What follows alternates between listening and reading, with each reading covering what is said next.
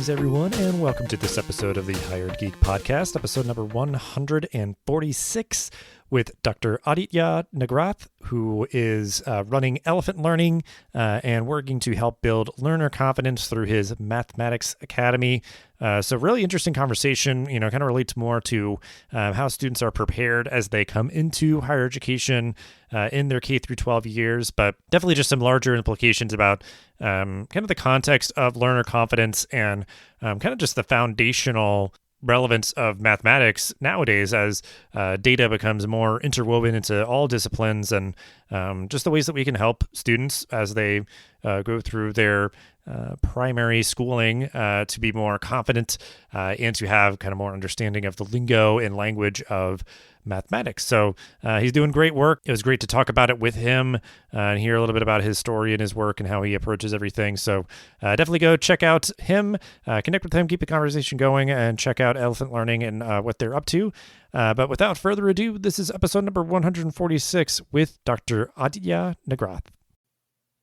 All right, everybody, we are here as the podcast goes on. I'm excited to kind of continue to explore the broader context and environment that higher ed finds itself in. It's not an island, never has been, and connects directly to, the world of work and K through 12 and the communities that they are a part of. So our conversation today kind of goes more on kind of the earlier side in the pipeline that we find students kind of going through as they prepare for and enter college.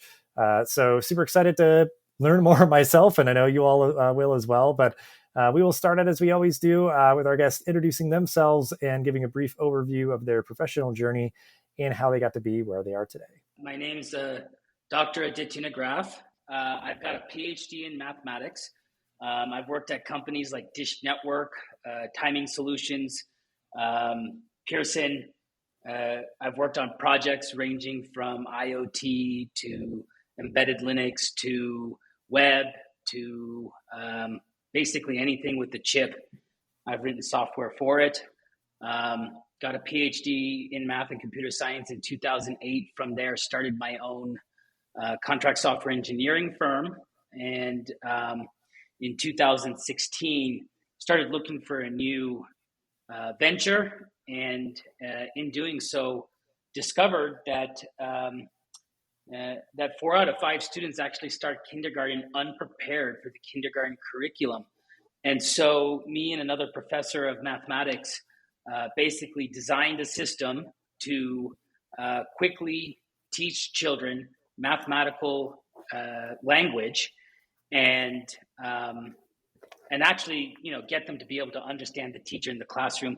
And we actually started with counting, but we've gone all the way through algebra, basically with the goal that we could take someone at university level in maybe a calculus course or a statistics course and get them enough language that they can participate in the classroom.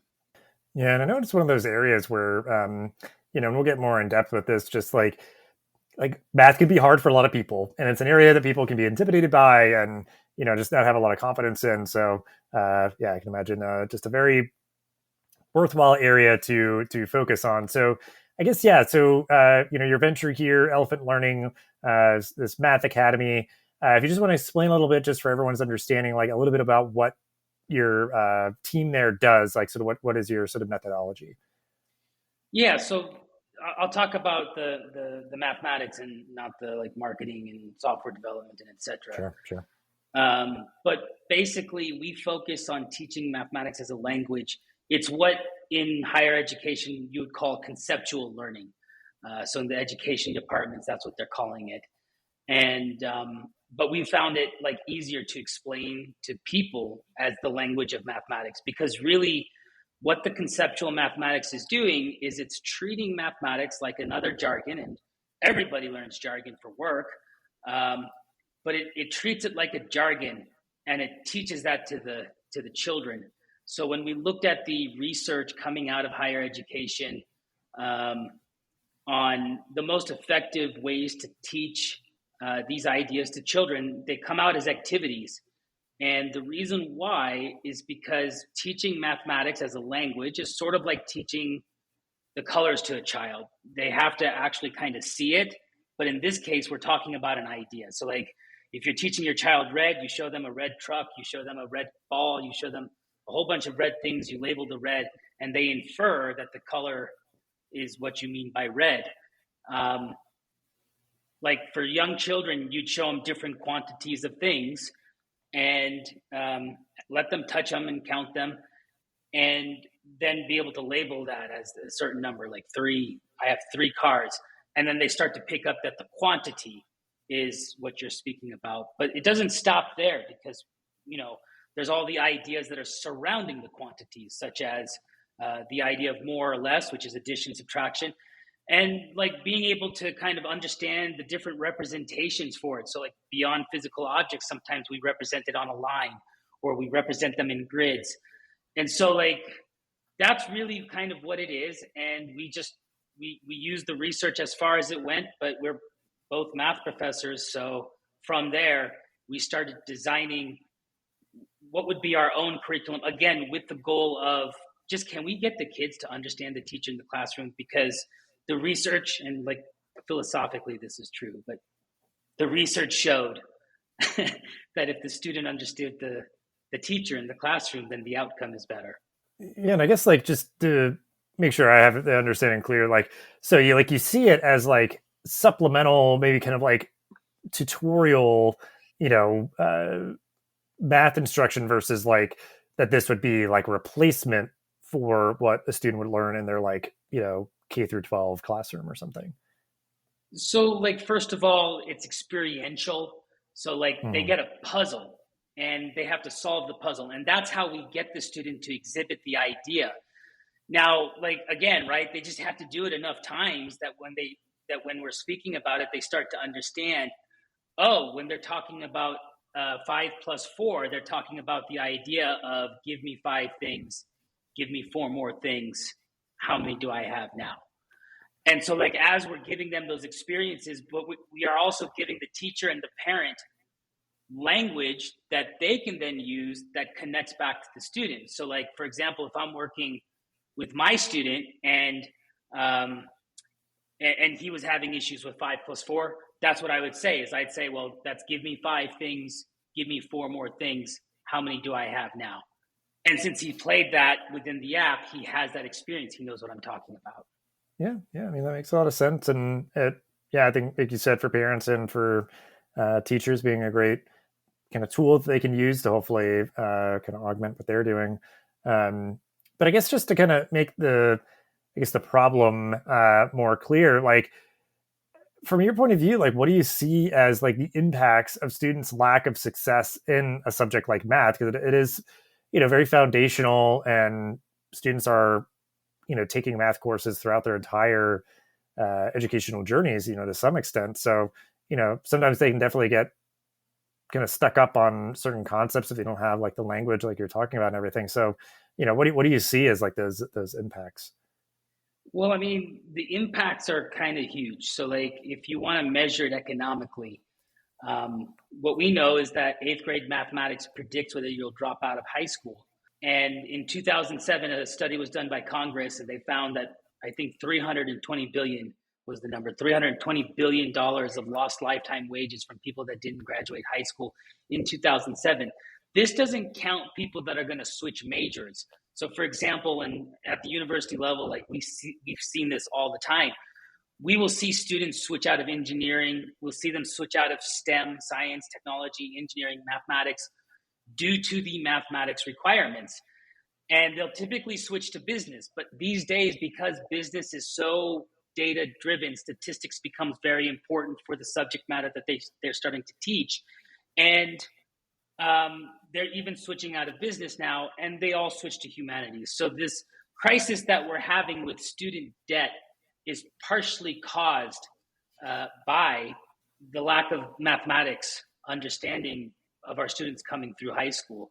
And I mean, in 2019, the NAECP statistics said that 75% of high school students are not proficient at high school mathematics. So like for the universities and the schools in this country, I mean, it's almost like a survival question, because like as a species, we're moving more towards data which means that we're moving more towards mathematics and understanding the ideas of mathematics. I mean, computer science is a branch of mathematics. Engineering would be a branch of mathematics. It's an applied mathematics field. You see what I'm saying?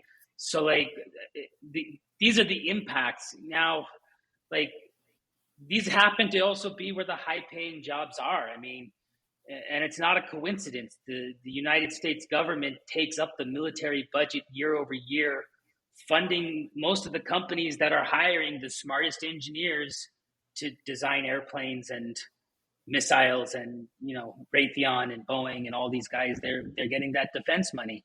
So like, I mean, it's not going away, at least as far as I could see. Right, right. Yeah, I mean, that's a good way to put it. Just like all those fields being like applied mathematics, because that's true. And I mean, it's funny because like what you're saying is exactly an experience I've had been witnessing. Is that my wife just started a job a few months ago as an academic advisor for business students, and yeah, it's been just like this, sort of trying to think of the right colorful metaphor, but just sort of this hurdle for so many students is these like math classes, because they just, yeah, like maybe we're best set up for success, and they're trying to evaluate other options and everything, because if they can't pass calculus or whatever course it is, then they can't move on in the business curriculum and everything. So But that's this is definitely one kind of the clear example. challenge. Yeah. Because like everyone comes to me and calculus is the example. And the challenge, I guess, is that differentiation and integration, it just appears to be so underused, right? Like they say, when are you ever going to use this? Because like really it's kind of brushing with infinity. But at the same time, again, these ideas are kind of everywhere out there. Like in the financial world, options are called derivatives because they actually behave like a functional derivative to the stock. You see what I mean? So like, if you can understand the idea in mathematics, then you can understand the idea in finance, then you can understand the idea if it comes to biology or physics or whatever it may be that you're trying to do with the differentiation, right? And so like, can I answer to you, when are you going to use differentiation or integration in your profession, right? And this is like the main argument that a student has, like, right? Like, when am I going to use this? Like, look, I can't tell you that, but here's what I can tell you. If you don't understand the idea, you never are going to use it. It's actually a tool to help you solve problems. So you either want the tool or you don't want the tool. Yeah. Sounds like some very good, tough love for folks. Because, yeah, I think that is always like a retort to students, is just like, oh, what's the point? Like, when am I going to use this? Whatever. It's like, there you go. There's your response. Someone asked me the other day that, have you ever had to use differentiation while you were coding? And I said, that completely depends on what I'm coding. If I'm coding the physics for a gaming engine, yeah, potentially. You know what I mean? If I'm taking data in and out of the database, yeah, probably not. But like, again, the university's job is to provide you with tools. And the thing is that like having calculus maybe as a prerequisite is sort of, I mean, as a mathematician, I feel like it's necessary, because like there's some very beautiful ideas in there that are necessary for human beings. But like, for example, in computer science, when you're analyzing the algorithms, it's very rare for you to have to use differentiation or integration. You use logarithms, which is, they typically teach that in calculus, but it's a different idea. So like, I don't know if it's like, it should be a prerequisite, but like, I mean, again, why not provide the students with tools? Like these tools, they're extremely useful when you can figure out when to apply it, but the only way you're going to do that is to try. Yeah, absolutely. And so I think this is really good, because I think you've like given really tangible examples of like, yeah, I mean, like it is, unfortunately, I think it's kind of maybe just like a crass turn of phrase, but it like, at times is time wasted for students, which can accumulate debt if they're, pursuing down a path with a degree plan, and because they can't get through calculus, they have to change and things might not transfer and all that. And then also just the lack of qualified candidates getting to employers that need people with these skills and everything. So there's really clear kind of dots being connected here of like the impact, the outcomes of students not having these skills mathematics. But, so, students are engaging in the work that you're doing. On the other side, like, how do you see your work kind of just like supporting broader learner confidence? Because I think, like I said, like my anecdotal point of view would be that, so many students just feel like they're quote unquote dumb because they don't get math, and that it has to be just sort of, baggage that they're carrying around that's sort of weighing them down just generally as they're, in learning environments, whether that's, in K through 12 or in college. So, do you see your work kind of just helping kind of unlock those things and kind of remove some of that weight? Most of the work that we're doing is sort of working with math anxiety. I mean, the first way that you resolve math anxiety is you get the student to understand the ideas, because once they've understood the ideas, those ideas are no longer scary. People are not typically scared by ideas. And the emotions that we feel are real. I mean, like there's like people are sometimes are crying. People sometimes are very angry. Sometimes, right? Like the reaction um, to having to do it can be completely wide, right? But like if when you see the truth of it, right? Because at the end of the day, what we're talking about is a very precise philosophy. The thing is that like it's very satisfying for a human being to receive like actual truth. That alone does a lot. But a lot of the math anxiety is sort of our attitude towards mathematics, kind of as society or human beings or however you want to put it. Because, like, the analogy that we give now to parents and soon to teachers, if you treat our system sort of like a basketball hoop, you know what I mean? If you treat mathematics like a basketball hoop, so the gamification that we created was actually to turn mathematics into a game, right? Because then the idea of being wrong doesn't have an implication upon the human being, which is typically what's happening. I was wrong, that means I'm stupid. This guy over here gets it, but I don't get it, right? But like the truth is 75% of the classroom does not get it because they didn't receive the language coming into kindergarten. You see what I'm saying? So like there is no actual implication. And so therefore, right, like the idea is just, can you take a shot and can you be okay with the ball not going in? Now, if it's basketball, human beings treat it a lot different. It's just try again. But if it's mathematics and the student starts crying, they might say something like, oh, well, if you're going to cry, it's not worth it. Let me just take this away. Yeah, it's an interesting metaphor. And I think, yeah, there's just, yeah, I think so much of an emotional piece here as much as it is just like, very uh, specific, learning that's going on around mathematics, which can be, fairly precise and everything. But yeah, because I think like probably most people's like, yeah, if they have like a traumatic exam experience, it might be around something like mathematics, but then they just, carry that over to just have kind of test anxiety because they, had that difficult experience and everything. So, it's yeah, just it's like important to everything acknowledge else in that. life. The scars of the parents come down to the children, even if they're trying to avoid it. Yeah, yeah. I mean, that's a good point too. Yeah, whether it's like our own experiences of that of our parents and sort of their confidence, comfort around these things. Yeah, so there's definitely a lot to acknowledge there and to kind of empathize with and work through. And yeah, so I'm glad to just kind of give that a little space. But so obviously, like a big trend right now is in digital education, online learning, and everything. So given especially the past 2 years and even prior to that, I guess, like how does online learning factor into your strategy supporting students with this kind of knowledge acquisition? Absolutely. So like, I mean, our technology is a software, and we deliver it via, again, gamification. To the student, feels like a puzzle game.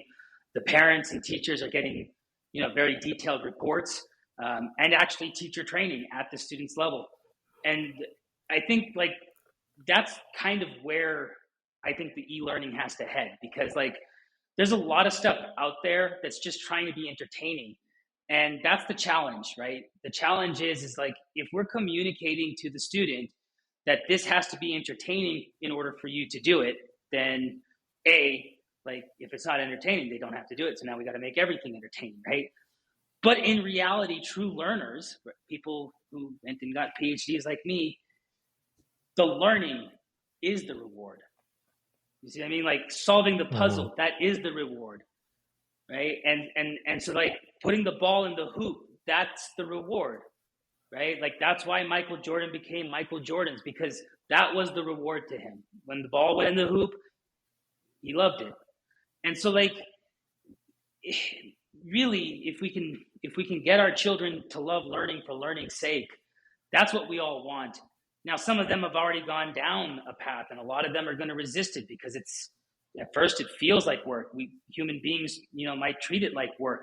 To us, it's actually work because we actually have to teach it to them. So, like, what do you do, right? But like,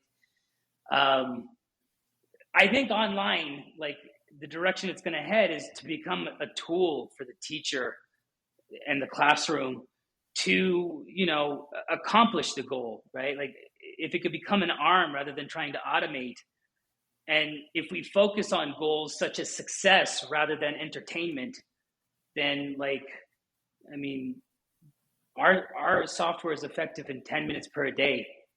And my main thought was if the student only has to use it 10 minutes per day, then it doesn't really matter how entertained they are by it, because sooner or later that love of puzzles will develop. If they just use it 5-10 minutes a day, sooner or later they're going to get into how do I get the answer right? How do I put the ball in the hoop?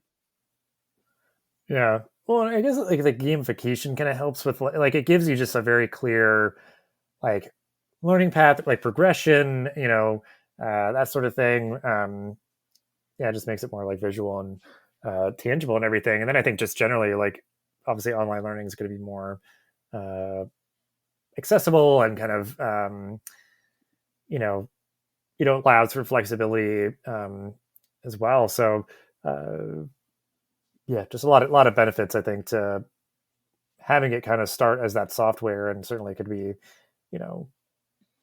utilized by students in a school in a computer lab, or students learning from home or anything like that. So there's definitely long list of our goal while creating this thing was literally it must run anywhere, because the mission was empower children with mathematics, and we didn't exactly know like where this would be run. Maybe it would be in a nonprofit on like Chromebooks. Maybe it would be on an iPad that's brand new. We just don't know, right? So let's make it so it can run basically everywhere. Yeah. I mean, that's a good point, because yeah, it could be this like after school program, or in a school, or at someone's home, and yeah, just it could be Africa, and they could be powering their laptop with a solar panel. We don't know. Well, yeah, and I think that's like the idea too, where like just with you saying that too, I don't like the idea of trying to keep it like fairly lean, like that idea of knowing it's like, well, okay, this could run on any number of like devices and operating systems and all that. Like, sometimes like online learning, like there's a desire to like kind of just like make it chock full of media and all these different things, but like, yeah, they could crash somebody's device if it's like there's just so many different ways that people have to think about, like, how do I monetize it? Most of this stuff for children, they're like producing the device. I mean, they're buying a device and then they're dressing it up, but like they're producing the device for the parent as well. You see what I mean? So like we're just taking an opposite approach. Like, can we just be ubiquitous on what's out there so that the parent can just get their kid into it? Because to us, it is that important. Like, yeah. Well, I guess like like you're saying, like because there are things out there where it's like basically like a single use little like math learning tablet or something like so it's like, yeah, like we're trying to get people to buy this like piece of hardware that just like does a thing, versus like, well, we could be like used by anybody anywhere kind of thing. Yeah, like for the investors that brings the revenue up. You see what I mean? Like the problem is that the business world, the way it's designed, the way like, I mean, not like designed intentionally, but like the way it's kind of shaken out, right? Is that like when an investor gets into a company, they need the revenue to go up, even if there's not profit. And they need like the next round to be at a higher quote unquote valuation, because like they are a VC fund, meaning they collected human beings' money saying, yeah, we're going to deliver you some sort of return on this money, right? So like, right? Like, so like they are going to say to a company or something, yes, why don't you produce like some sort of like a device of some sort, and like then your lifetime value of your customer will become this. It's just, again, a math game, right? So like you're seeing right there live how mathematics helps you with business. Yeah. That was just sort of an unintentional, sort of application example there. But right. But yeah, that's the current direction for the current reasons, right? So that's why I'm saying, like, if there are more business leaders out there who actually look at a mission where the mission is pointed, right? Empower children with mathematics, empower children with reading, or whatever, right? And you look at that and you start to measure the barometers of success for that, you would be producing actual value for human beings, in which case they will then pay you. So that's the philosophy that we're running our business on.